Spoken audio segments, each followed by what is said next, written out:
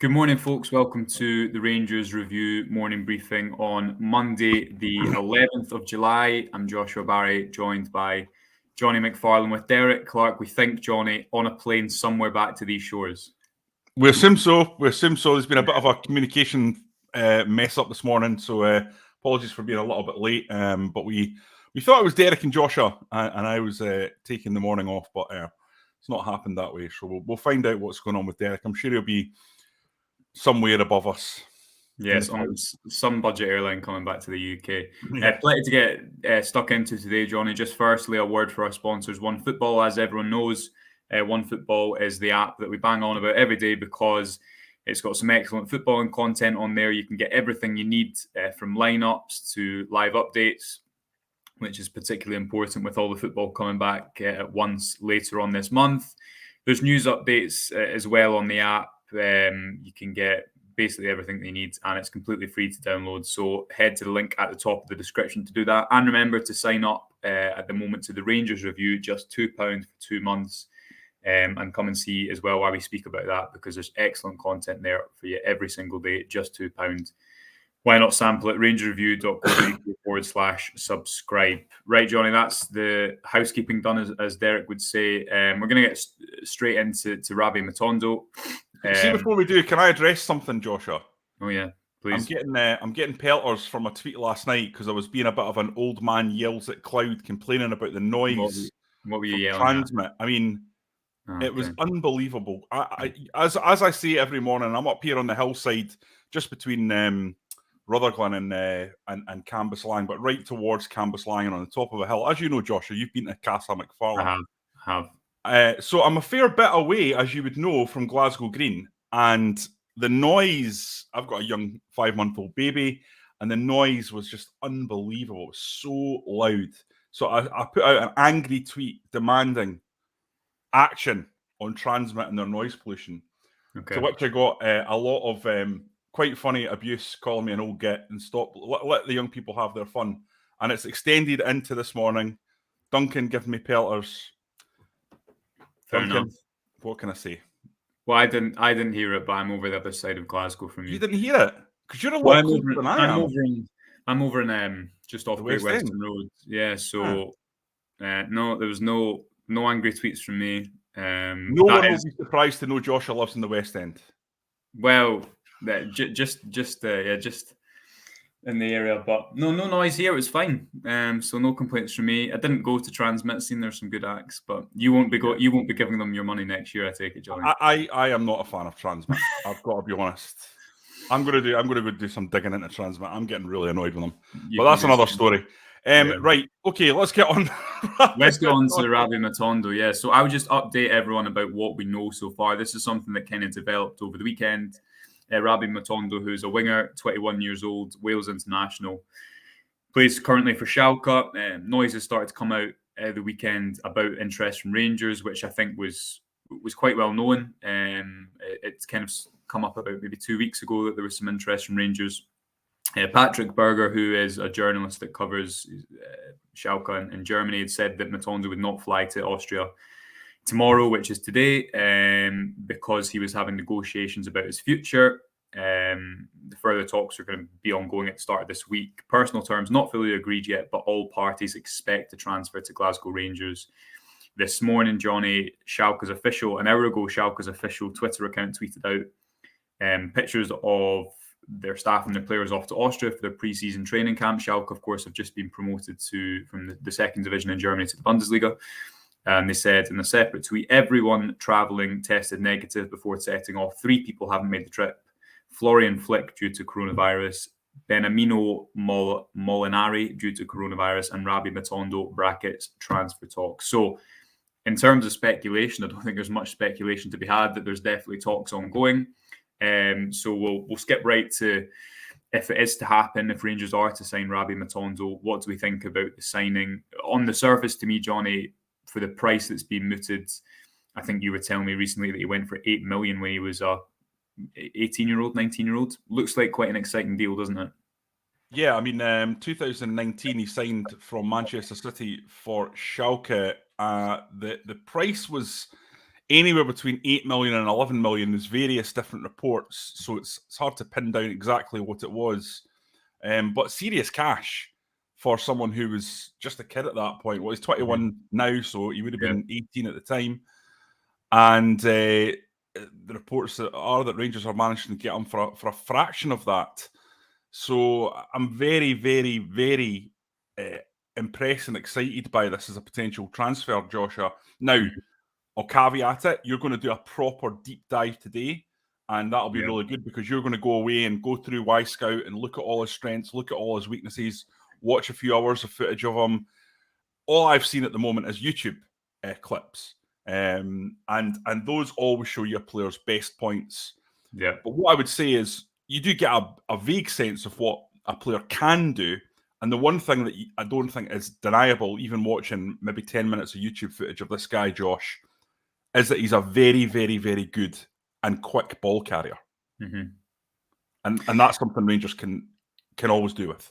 Yeah, I think you look at we can touch later in the show on the Sunderland friendly, and there's a risk of reading too much into pre-season. But one of the things I certainly thought from that first half was sometimes the amount of space between the kind of first phase of the defence and then, closer to the goal, there was just a lot of room, and you need ball carriers in that team. Ryan Kent obviously that's something he excels at, but he was still definitely finding his feet the first game of pre-season, as you would expect him to do so. But Matondo's interesting, I think, for a number of reasons. As you say, his pace, really, really eye-catching, and I think could be particularly useful in a team like Van Bronckhorst that's, maybe not quite as controlled as Gerrard's. And you think back to what Van Bronckhorst was certainly trying to do when he first came into Scotland, Hearts away, for example, when Rangers sat back so much after they went ahead and just really trying to hit on the break, really trying to invite teams in and exploit the space behind them. Played in Belgium last year. I think he had a pretty good goal contribution return. I think he played predominantly off the left, but quite versatile, can play off the right. Sorry, Johnny, were you going to say something? Yeah, 26 Jupiler Pro League appearances, Josh, 9 goals and 2 assists. So 11 goal contributions in 26 games, which I don't think is too bad. Yeah, and there was Gary Wilson saying something here. There was something I seen on Twitter about some time he'd clocked, one of these maybe pre-season times or something, maybe when he was at Man City.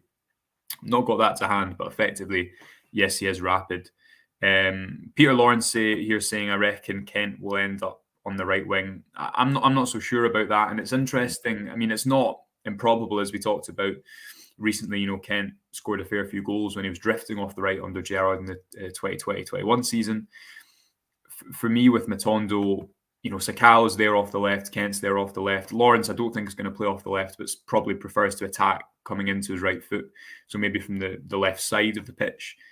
So is Matondo being brought in to be that right wing option? Is he being brought in for competition? Because as we've also discussed plenty this season, you need the depth that Rangers really, really didn't have at the end of last season. Yeah. Kent's obviously still not signed a new contract. So it's, we probably don't know quite where Matondo fits in. What I think you can guarantee is that the Champions League potential football for him will be an attraction.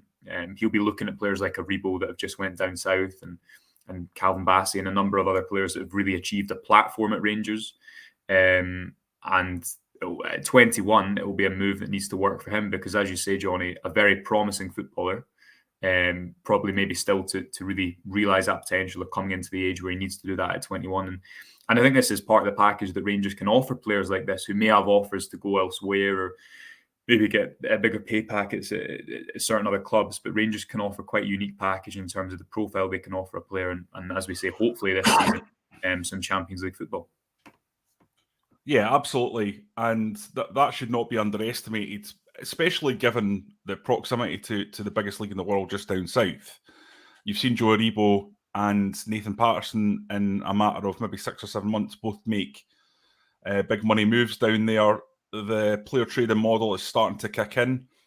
Now, what we've seen with previous player trading models, Joshua, is that they improve and become more popular as time goes on because as players move on and are successful, then it becomes established that the club is able to, or the league is able to provide top quality players. We saw it in Portugal. I've used the the example of the Portuguese clubs before. You started off with transfers around about the 30 million mark. They slowly started to creep up, and you had success after success after success.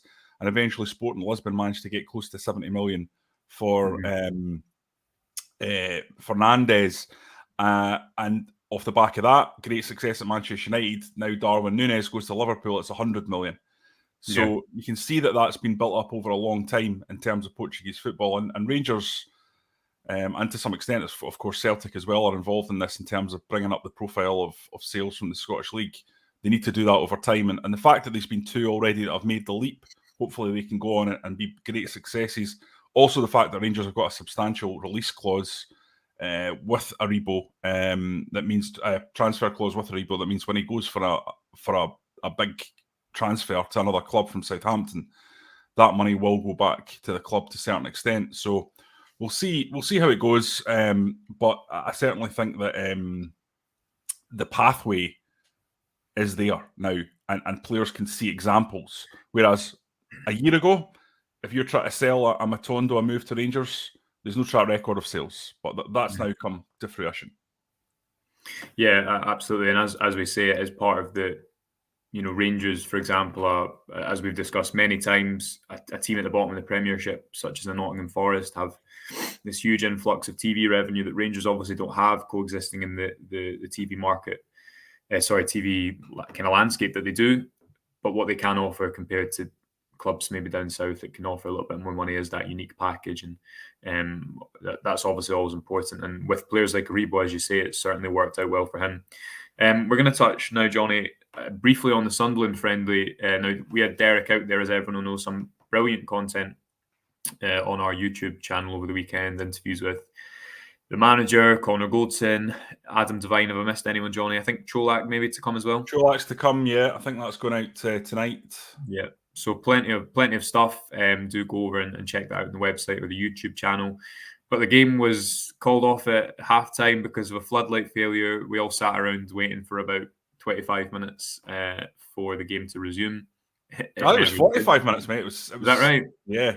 I kind of lost track. I started reading something else or something. But what do you think of the game, Jonny? Obviously, there's this paradox between pre-season where everyone's like, don't read into it, but obviously you can also read into what the manager's trying to do.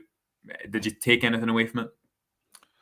No, I didn't. I totally agree. There's no point in getting in any way bent out of shape over pre-season games. The most important thing is to get minutes in the legs, which is probably that Sunderland game was extremely frustrating, I think, for the Rangers management team, because they weren't able to do that. So, I mean, in terms of the game itself, watching from home, we missed, 10, 11 minutes when the feed was cut. Now, people were criticising Premier Sports. I was amongst them on Twitter, but from what I understand, it wasn't actually their fault. It was a situation from the ground.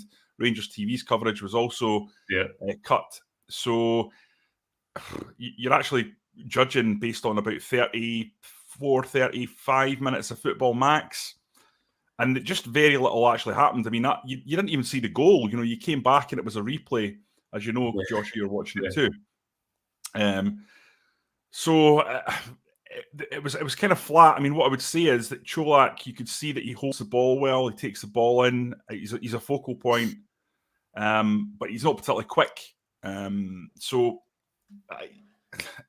it was a difficult one to judge anything from, and we'll have to sort of look to Blackpool to give us some answers on in terms of how the team's going to play, Josh. I mean, you being a tactical guru will have picked up a lot more from it than I did. I was just lamenting the lack of action in the goalmouth. Yeah, no, I think what's interesting, looking at obviously we didn't see the Partick Thistle game, but we've seen the highlights. What I found interesting is, is Van Bronckhorst going to have a set formation for domestic games where he dominates the ball? Is he going to change? What is his favoured system that we'll see after a good chunk of pre-season? And I think from the two first games, lining up against Partick Thistle with just one deep midfielder, lining up against Sunderland with two, kind of shows that his preference is maybe now when a team's going to press them high, as Sunderland did, they need that extra midfielder in there to try and help build beyond the pressure, which I think they did okay, but I think Arfield in that number 10 position Certainly doesn't give you as much as an Aribo. And Kent, obviously, as you would be, you use these games to get sharpness. But similar themes in terms of Rangers trying to build up on the right and then switch quickly to the left.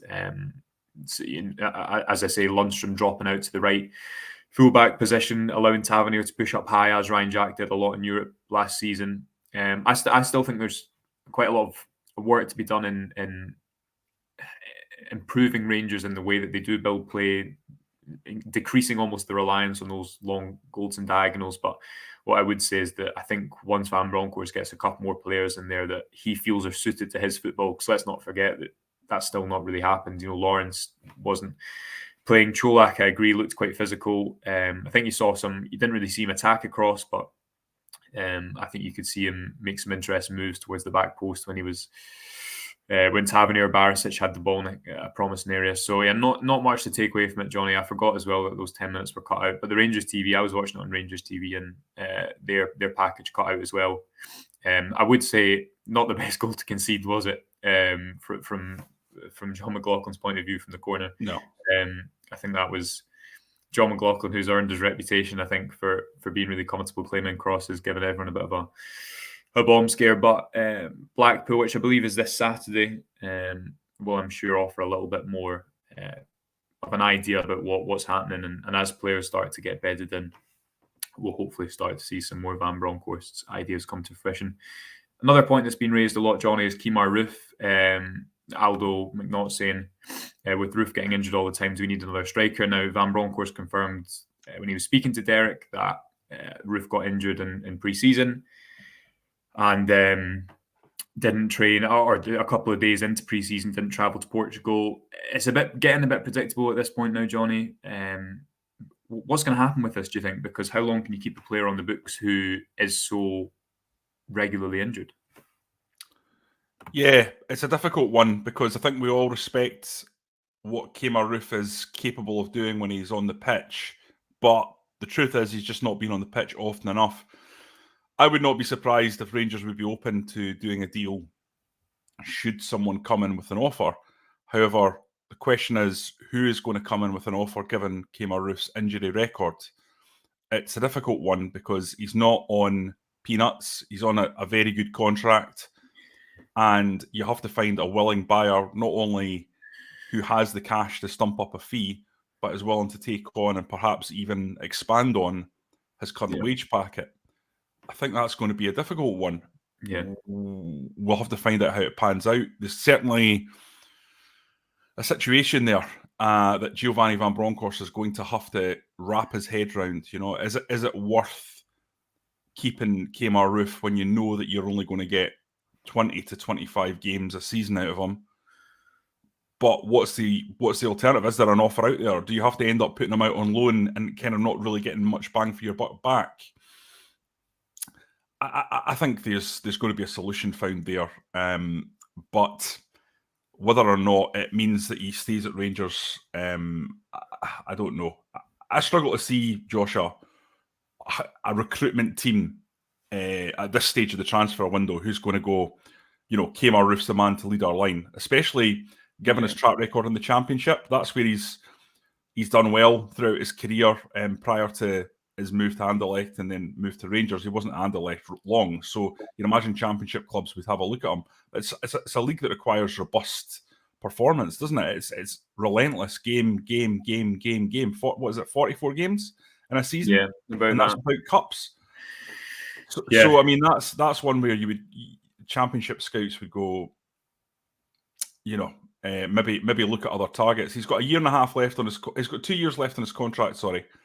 To answer the question from Stipia 1872, so there's still a fair whack to go on his deal. I wouldn't be surprised though, Josh, as we get towards the end of the transfer window, where deals have fallen through, where targets have moved to better clubs, where things haven't quite worked out for you. There might be a Championship club out there who goes, we need to roll the dice, and Roofe would be a good opportunity to roll the dice. That might be the way to solve this. But if we're talking about performance levels, if we're talking about ability, there's no doubt Kemar Roofe is more than good enough to be a Rangers player, and I think has done a good job for the club. But the injuries are a major factor, aren't they?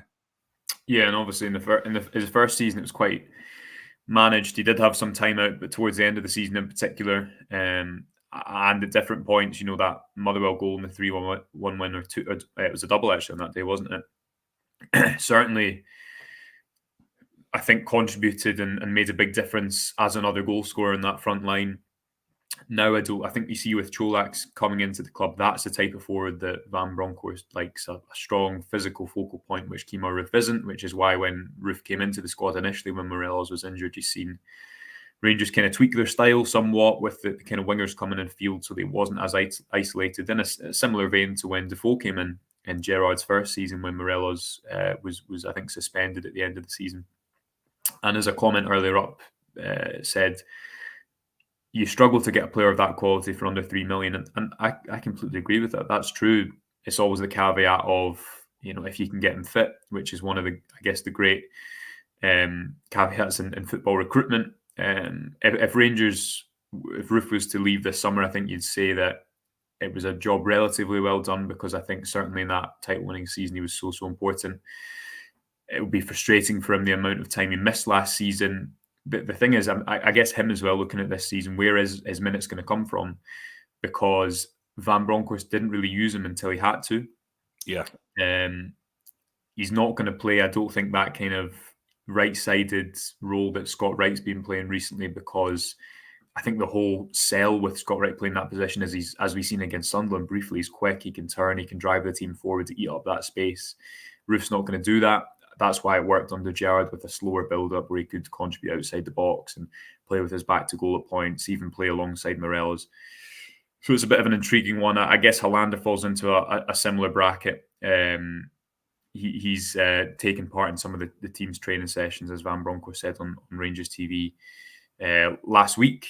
And these are players that Hollander as well was signed, I think, very suited to Gerrard's football because he was quite protected in that. I don't think he'd be the type of defender that's going to defend like Calvin Bassey did in the Old Firm semi-final when he's, what did we call it at the time? I think it was you used the phrase the tightrope, Johnny, in the way that the high wire act.